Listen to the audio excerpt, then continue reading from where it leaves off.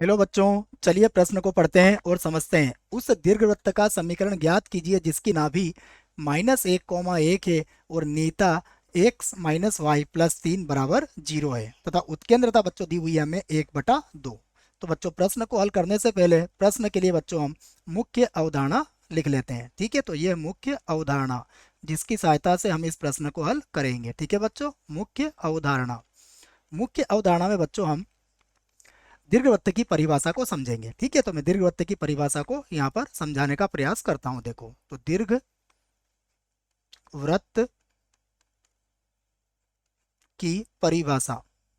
ठीक है बच्चों, दीर्घवृत्त की परिभाषा। देखो बच्चों, दीर्घवृत्त की जो परिभाषा होती है वह होती है बच्चों कि दीर्घवृत्त में कोई भी अगर आप बिंदु लेते हो बच्चों, तो मैं लिख लेता हूँ इसको। तो दीर्घवृत्त के बिंदु, दीर्घवृत्त इसको लिख ही देते हैं बच्चों। दीर्घवृत्त के बिंदु से नाभि की दूरी, बिंदु से नाभि की दूरी तथा नियता से दूरी, नियता से दूरी। ठीक है बच्चों, दूरी का अनुपात, का अनुपात, अनुपात को सही कर लेते हैं बच्चों। अनुपात बच्चों सदैव ये निश्चित होता है। ठीक है, यह जो अनुपात होता है, अनुपात उत्केंद्रता कहलाता है। उत्केंद्रता कहलाता है। ये परिभाषा है बच्चों दीर्घवृत्त की परिभाषा से। ठीक है, कहलाता है। तो जो भी बच्चों दीर्घवृत्त की परिभाषा हमने पढ़ी है उसके हिसाब से यह रिलेशन दीर्घवृत्त में होता है बच्चों। ठीक है, दीर्घवृत्त की परिभाषा से। ये परिभाषा को भी बच्चों में एक बार और लिख देता हूँ जिससे कि आपको देखने में दिक्कत ना हो। ठीक है, परिभाषा से।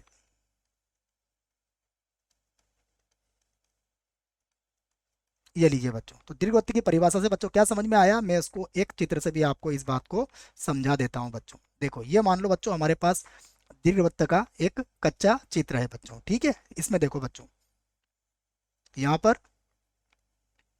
ये दीर्घवृत्त का केंद्र है बच्चों। और यहाँ पर बच्चों दीर्घवृत्त की दो नाभियां होती है। ठीक है, इसको बच्चों हम F2 कह सकते हैं और ये हमारे पास F1 होगी बच्चों। ठीक है, और यहाँ पर होती है बच्चों हमारे पास नियता। ये जो होती है यह होती है नियता। ठीक है बच्चों, अब देखो दीर्घवृत्त पर बच्चों कहीं पर भी अगर आप कोई बिंदु लोगे, मान लो बच्चों यहाँ पर कहीं पर आपने एक बिंदु लिया। ठीक है ना, जो बिंदु होगा हमारा चर बिंदु x, y। तो बच्चों इस बिंदु से इस नियता की दूरी और इसकी दूरी बच्चों, नाभि की दूरी, इनका जो अनुपात होता है बच्चों, उस अनुपात को हम क्या कहते हैं, उत्केंद्रता कहते हैं। और ये निश्चित अनुपात होता है बच्चों। और एक और बात बच्चों, यह अनुपात सदैव 1 से कम ही होगा। ठीक है, जो हमें दिया भी हुआ है 1/2। ठीक है बच्चों, तो चलिए अब प्रश्न को प्रारंभ करते हैं बच्चों। तो देखो प्रश्न में हमें क्या दिया है, हम लिखते हैं दिया है। देखो बच्चों, सबसे पहले हमें नाभि दी हुई है,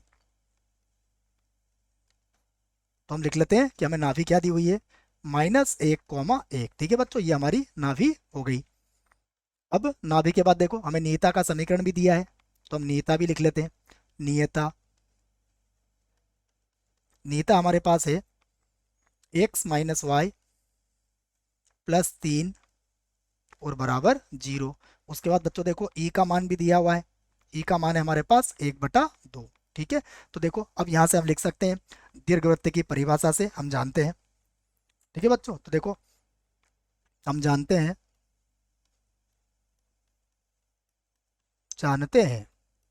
ठीक है बच्चों, दीर्घवृत्त के बिंदु की, दीर्घ वृत्त के बिंदु से नाभि की दूरी, नाभि की दूरी तथा नियता से दूरी, नियता से दूरी का अनुपात, का अनुपात ई होता है। ठीक है बच्चों, तो यहाँ पर हम वही करेंगे बच्चों। देखो तो अतः, देखो बच्चों हम बिंदु क्या मान लेंगे, अतः माना दीर्घवृत्त पर कोई बिंदु ले लेंगे हम एक्स कॉमा वाई। तो अतः माना दीर्घवृत्त पर बिंदु, दीर्घ वृत्त पर बिंदु, तो दीर्घवृत्त पर कोई बिंदु ले लेते हैं बच्चों हम x comma y, x comma y, ये चर बिंदु होगा बच्चों। ठीक है, यह बिंदु क्या होगा, चर बिंदु होगा हमारा। तो अब देखो हम लिख सकते हैं प्रश्नानुसार। देखो बच्चों अब प्रश्नानुसार क्या होगा, बिंदु की दूरी निकालेंगे तो वर्गमूल एक्स, और देखो नाभि कितनी है हमारे पास बच्चों नाभि है -1, तो ये होगा एक्स प्लस 1 की घात 2 प्लस वाई -1, इसकी घात भी होगी बच्चों 2। उसके बाद ई का मान कितना है हमारे पास, ई का मान हमें दिया हुआ है बच्चों 1/2। उसके बाद रेखा से दूरी, तो देखो रेखा हमारे पास क्या है, रेखा हमारे पास है एक्स माइनस वाई प्लस 3, तो ये आ जाएगी हमारे पास एक्स माइनस वाई और प्लस का 3। और बच्चों दूरी ज्ञात करने के लिए हमें मापांक में एक्स के गुणांक का वर्ग और प्लस वाई के गुणांक का वर्ग, एक का वर्ग ही होगा बच्चों, -1 का वर्ग एक का वर्ग ही हो जाएगा। ठीक है, तो अब देखो वर्गमूल में क्या होगा, ये वर्गमूल में होगा एक्स प्लस 1 पूरे की घात 2, वाई -1 और पूरे की घात 2 बराबर होगा, देखो बच्चों ये हो जाएगा, यहाँ से लिख देता हूँ मैं इसको 1/2, और ये भी वर्गमूल में 2 हो जाएगा देखो। और यहाँ पर हो जाएगा मापांक में एक्स माइनस वाई और प्लस का हो जाएगा 3। ठीक है बच्चों, अब हम क्या करते हैं बच्चों, देखो दोनों पक्षों का वर्ग कर लेते हैं, वर्ग करने से ये मापांक भी हट जाएगा और ये वर्गमूल भी हट जाएगा। तो हम लिख देते हैं बच्चों वर्ग करने पर।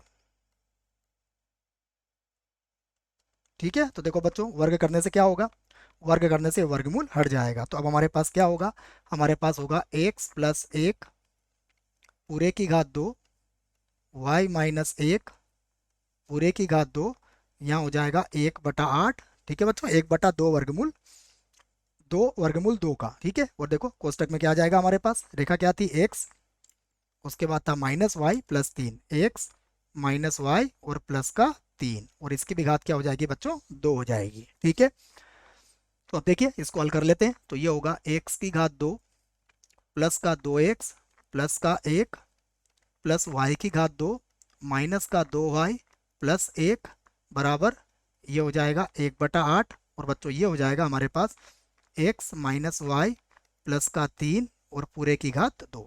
तो 8 को बच्चों इधर गुणा कर लेते हैं हम, तो ये हो जाएगा हमारे पास 8x की घात 2 प्लस 16x प्लस का हो जाएगा 8, उसके बाद फिर होगा 8y की घात 2 माइनस का हो जाएगा 16y प्लस का हो जाएगा 8। और बच्चों इसको a प्लस बी प्लस सी की घात 2 की सहायता से इसको खोला जा सकता है। देखो तो ये सूत्र है हमारे पास, तो ये बनेगा x की घात 2 प्लस वाई की घात 2 प्लस 3 की घात 2 कितना हो जाएगा बच्चों, 9 हो जाएगा। उसके बाद 2ab, तो ये होगा माइनस का 2xy, फिर 2bc में हो जाएगा माइनस का 6y। ठीक है बच्चों, और ac में हो जाएगा प्लस का 6x। ठीक है, अब सभी को बच्चों बराबर के इधर लेके आ जाओ आप। तो देखो 8x की घात 2 है, इस x की घात 2 को इधर लाओगे तो ये होगा 7x की घात 2। ठीक है, यहाँ देखो 8y की घात 2 है, तो ये हो जाएगा प्लस का 7 और ये हो जाएगा y की घात 2। ठीक है बच्चों, उसके बाद देखो हमारे पास है 16x, तो यहाँ देखो बच्चों है क्या, ये हमारे पास है 6x। तो 6x को जब इधर लाओगे बच्चों तो यहाँ बचेगा प्लस का 10x।